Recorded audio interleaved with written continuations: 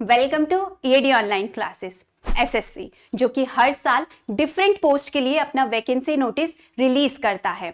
Last year 5 दिसंबर 2024 को भी इसी तरीके का एक नोटिफिकेशन 2025 के लिए रिलीज हुआ था, जो कि था आपका tentative calendar of examination of 2025, जिसमें हम टारगेट लेकर के चलेंगे जूनियर इंजीनियर के लिए। जूनियर इंजीनियर जिसमें कि आपका सिविल, इलेक्ट्रिकल एंड मैकेनिकल के स्टूडेंट्स अपीयर होते हैं। अगर मैं बात करूं इस एग्जाम को लेकर के, तो इस एग्जाम के लिए उन्होंने आपका डेट ऑफ एडवर्टीजमेंट यानी किस दिन आपका एडवर्टीजमेंट रिलीज होगा उसकी डेट को मेंशन किया हुआ है, जो कि आपका रहने वाला ये रहा आपका डेट ऑफ एडवर्टीजमेंट सेक्शन, जिसमें उन्होंने मेंशन किया है 5 अगस्त 2025 को। यानी डेट ऑफ एडवर्टीजमेंट आपका एसएससी जेई के लिए रहने वाला है 5 अगस्त 2025। देन अगर हम बात करें क्लोजिंग डेट, यानी आपका फॉर्म फिलअप प्रोसेस जो कि 5 अगस्त से शुरू होगा, वो आपका खत्म होगा 28 अगस्त 2025 को।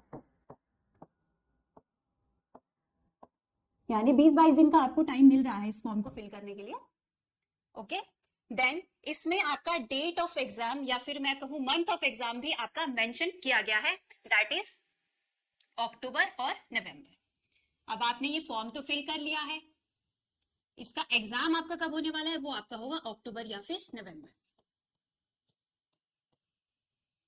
सो स्टूडेंट, अब बात ये हुई कि पेपर आपका एडवर्टीजमेंट आएगा अगस्त में, तो हम अभी से इसके बारे में क्यों बात कर रहे हैं? तो हम इसलिए इस बारे में बात करें क्योंकि अभी चल रहा है आपका अप्रैल। आप मान के चलिए कि अप्रैल आपका शुरू होने वाला है, तो कितना टाइम आपके पास में इस एग्जाम की प्रिपरेशन के लिए है वो हमें माइंड में लेकर के चलना पड़ रहा है। अभी कुछ स्टूडेंट रेलवे एग्जाम की तैयारी पे लगे हैं, कुछ एएलपी के लिए लगे होंगे, कुछ बीएचईएल के लिए लगे हैं, तो कुछ एचपीसीएल के लिए और कुछ पीजीसीएल के लिए लगे हैं।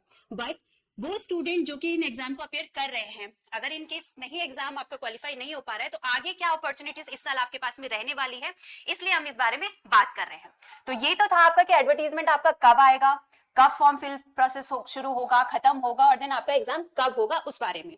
अब हम बात करेंगे कि एसएससी जो कि इतने मास लेवल में आपकी पोस्ट निकालता है, उसके लिए आपको सिलेबस या इसका सिलेक्शन प्रोसेस क्या रहने वाला है। तो आइए डिस्कस करते हैं इसके सिलेक्शन प्रोसेस के बारे में। तो बात करते हैं हम स्कीम ऑफ एग्जामिनेशन, यानी एग्जामिनेशन आपका किस बेस पे रहने वाला है। प्रीवियस ईयर तक में आई थिंक ऐसा था कि आपका एसएससी का पेपर जो होता था प्री और मेंस 2 भाग में डिवाइड हो रखा था।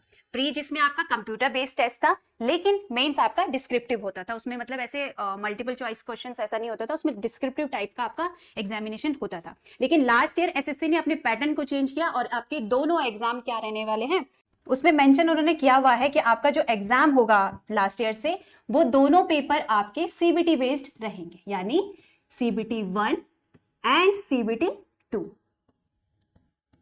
मल्टीपल चॉइस क्वेश्चंस का आपको मिलेगा दोनों पेपर में। ओके, तो अब हम बात करेंगे तो जो ये पेपर है सीबीटी 1 में क्या आपका सिलेबस रहने वाला है, सीबीटी 2 में आपका सिलेबस क्या रहने वाला है, उस बारे में हम थोड़ा सा डिस्कस कर लेते हैं। तो इसमें मेंशन क्या हुआ है, the computer based examination will be conducted in 2 papers as indicated below, paper 1 and paper 2 आपका मेंशन किया गया है। अब हम बात करें पेपर 1 की, तो पेपर 1 में क्या रहने वाला है, जो फर्स्ट पेपर आपका होगा तो उसमें सब्जेक्ट पहले रहेगा जनरल इंटेलिजेंस एंड रीजनिंग, जिसमें आपके 50 क्वेश्चंस देखने को मिलेंगे, 50 क्वेश्चंस 50 मार्क्स। सेकंड सब्जेक्ट आपका रहेगा general awareness and third one आपका जनरल इंजीनियरिंग। अब जनरल इंजीनियरिंग में आप पूछेंगे कि मैम इसमें क्या रहेगा, तो इसमें आपका रहने वाला है जो स्टूडेंट सिविल का है उसका सिविल ओरिएंटेड ही आपको सिलेबस देखने को मिलेगा। जो स्टूडेंट आपका मैकेनिकल का है उसको मतलब आपकी ट्रेड के रेलेवेंट ही आपको उसमें क्वेश्चन देखने को मिलेंगे। ठीक है, अब अगर मैंने बात करी सीबीटी 1 की, तो भाई सीबीटी 1 में क्या हमने मेंशन किया, अभी सीबीटी 1 में आपका एग्जाम में पूछा जाएगा रीजनिंग, थोड़ा सा शॉर्ट फॉर्म में हम चलेंगे। सेकंड है आपका जनरल अवेयरनेस, ओके, और थर्ड वन आपका ट्रेड या ब्रांच ओरिएंटेड जो भी आपकी सब्जेक्ट्स होते हैं वो आपका रहने वाला है। ठीक है, number of questions 50 reasoning, number of questions awareness 50, and जो ब्रांच ओरिएंटेड आपका रहेगा 100। यानी टोटल अगर हम देखें तो 2 आवर्स का आपका रहने वाला है और आपका 200 मार्क्स का रहेगा। ये तो बात करी हमने सीबीटी 1 की। अब अगर हम बात करें सीबीटी 2 की, तो सीबीटी 2 में आपका क्या क्या रहने वाला है वो भी चीजें मैं थोड़ा सा मेंशन कर देती हूँ यहाँ पे। स्टूडेंट अब हम बात करेंगे सीबीटी 2 की। जो भी स्टूडेंट सीबीटी 1 को क्वालिफाई कर जाते हैं वो अपीयर होते हैं सीबीटी 2 का। इसका भी प्रॉपरली आपको रिजल्ट पहले डिक्लेयर होगा, देन उसके बाद में जो सीबीटी 2 के लिए क्वालिफाई स्टूडेंट होंगे उनका आपका लिस्ट आपका जारी किया जाता है, देन वो ही स्टूडेंट सीबीटी 2 के लिए अपीयर होते हैं। दोनों नहीं होंगे, सीबीटी 1 के बाद में काट छाट करके जो स्टूडेंट सीबीटी 2 के लिए गया है वो ही सीबीटी 2 को अपीयर करेगा। देन हम बात कर रहे हैं सीबीटी 2 की। ओके, थोड़ा सा कलर चेंज कर लेते हैं। सीबीटी 2 में आपका मेनली क्या रहने वाला है? सीबीटी 2 में कोई भी नॉन टेक्निकल सब्जेक्ट्स आपको देखने को नहीं मिलेंगे। ये टोटली आपका रहने वाला है ब्रांच का जो सिलेबस होता है आपका इलेक्ट्रिकल, मैकेनिकल और सिविल, उसके ओरिएंटेड ही आपको इसमें सब्जेक्ट देखने को मिलेंगे। ओके, सो इसमें क्या रहने वाला है? Branch oriented.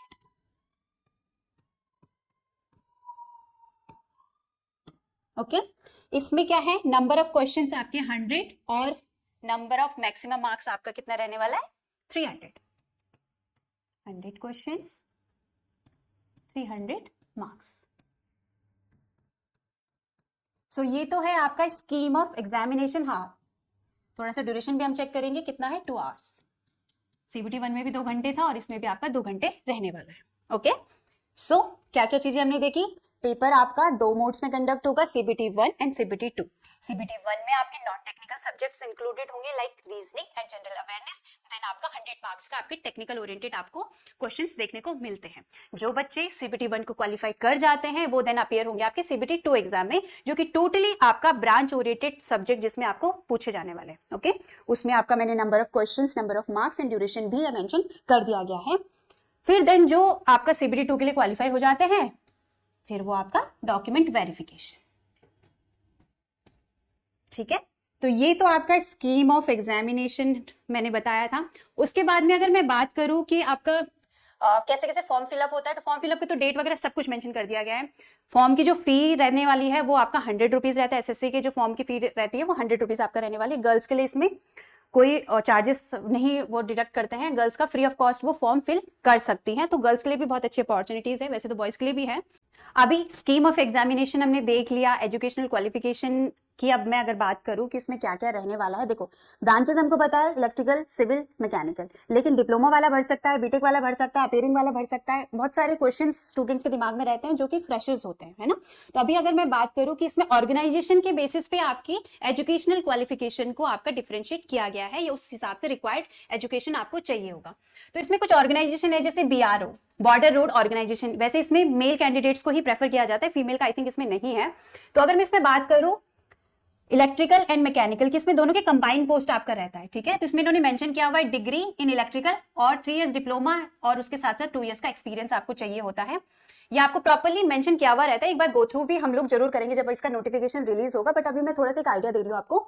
देन अगर मैं बात करूं CPWD, जिसको सेंट्रल पब्लिक वर्क डिपार्टमेंट कहते हैं, इसमें मेनली इन्होंने मेंशन किया हुआ है कि इसमें सिर्फ क्या चाहिए आपको, डिप्लोमा। अगर किसी स्टूडेंट के पास में डिप्लोमा है तो वो CPWD जो आपका ऑर्गेनाइजेशन होता है उसके लिए आपका एलिजिबल रहता है। देन हम बात करेंगे CWPRS यानी central water and power research station, इसमें भी उन्होंने मेंशन किया हुआ है आपका डिप्लोमा। तो अगर इसके सारे हम लोग ऑर्गेनाइजेशन को देखें तो कहीं ना कहीं एक आइडिया हमको लग रहा है कि किसी में डिग्री आपका मांगा गया है और किसी में डिप्लोमा मांगा गया है। बस थोड़ा सा आपको थोड़ा सा पॉइंट्स को ढंग से देखना है कि किसमें डिग्री वाले अप्लाई कर सकते हैं और किसमें आपका डिप्लोमा वाले अप्लाई कर सकते हैं। ये तो बात हुई हायर क्वालिफिकेशन जैसे बीटेक वालों के लिए या फिर डिप्लोमा वालों के लिए।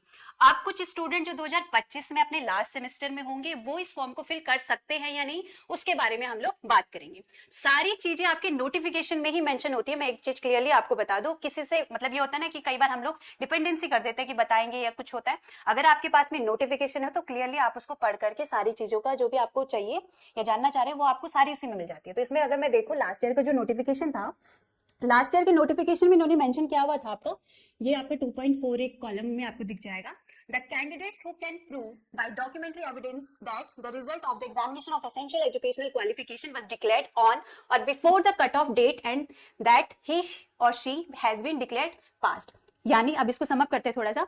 इसमें ये बोला गया है कि जब आपका ये पेपर हो जाता है या CBT 2 किसी का क्लियर हो जाता है, उसके बाद में जो कट ऑफ आपकी बनती है, कट ऑफ डेट जिस दिन आपकी डिक्लेयर होती है, एक तरीके से आपका एग्जाम जब आपका क्वालिफाई हो जाता है तो उस दिन या उससे पहले पहले जो भी एजुकेशनल क्वालिफिकेशन आप रखते हैं वो आपका कंप्लीट होना चाहिए। यानी इससे निकला अपीयरिंग वाले स्टूडेंट भी इस फॉर्म को फिल कर सकते हैं। शर्त बस यही होगी कि जिस दिन कट ऑफ डेट आपकी होगी उससे उस दिन या उससे पहले पहले आपका वो बीटेक या डिप्लोमा कंप्लीट होना चाहिए। ठीक है, तो हमने सारी चीजों को एक बार देख लिया कि सिलेक्शन प्रोसेस क्या है, कौन कौन सी ब्रांच के लिए है, ऑर्गेनाइजेशन क्या है, एजुकेशनल क्वालिफिकेशन क्या है, अपीयरिंग स्टूडेंट इस फॉर्म को फिल कर सकते हैं या नहीं कर सकते। हाँ, एक चीज और देखिए, अपीयरिंग में तो 5th सेमेस्टर का भी स्टूडेंट है, लेकिन 5th नहीं 6th सेमेस्टर में जो स्टूडेंट्स अभी चल रहे हैं वो भी इस फॉर्म को फिल कर सकते हैं। अब अगर मैं बात करूं, अभी तो हमने फॉर्म का बता दिया, आप फॉर्म कर लिया, मैम फॉर्म का आपने बता दिया कैसे भरना है, कितना फीस है, कितना एजुकेशनल क्वालिफिकेशन है। अब बात करते हैं आपकी तैयारी की कि तैयारी कैसे करनी है। तो स्टूडेंट, अभी तक हमने बात करी कि किस हिसाब से एसएससीजी अपना एग्जाम कंडक्ट करवाता है, क्या क्या क्वालिफिकेशन आपको रिक्वायर्ड है, लेकिन द मोस्ट इंपॉर्टेंट थिंग, तैयारी कैसे की जाए। जो स्टूडेंट इस साल एसएससीजी को टारगेट कर रहे हैं वो स्टूडेंट अपनी तैयारी को किस हिसाब से स्टार्ट करें या क्या क्या उनके लिए गाइडेंस होनी चाहिए, इसके लिए ईडी ऑनलाइन क्लासेस के पास है आपका perfect solution. ED online classes शुरू करने जा रहा है अपने ऑफलाइन बैचेस 10 अप्रैल से देहरादून में for SSC JEE 2025 electrical engineering exam. इस बैच में आपको मिलती है डेली 2 से 3 घंटे की क्लासेस, जिसमें हम कवर करेंगे सिलेबस सीबीटी 1 एग्जाम एवं सीबीटी 2 एग्जाम के अकॉर्डिंग।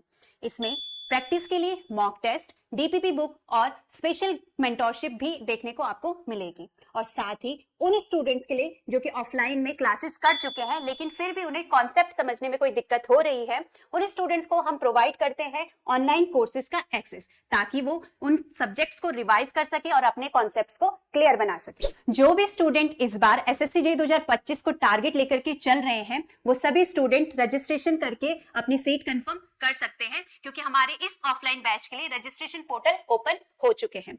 रजिस्ट्रेशन करने के लिए आप हमारी वेबसाइट www.eadgroup.in पर विजिट कर सकते हैं या फिर नीचे दिए हेल्पलाइन नंबर पर कांटेक्ट करके जानकारी ले सकते हैं।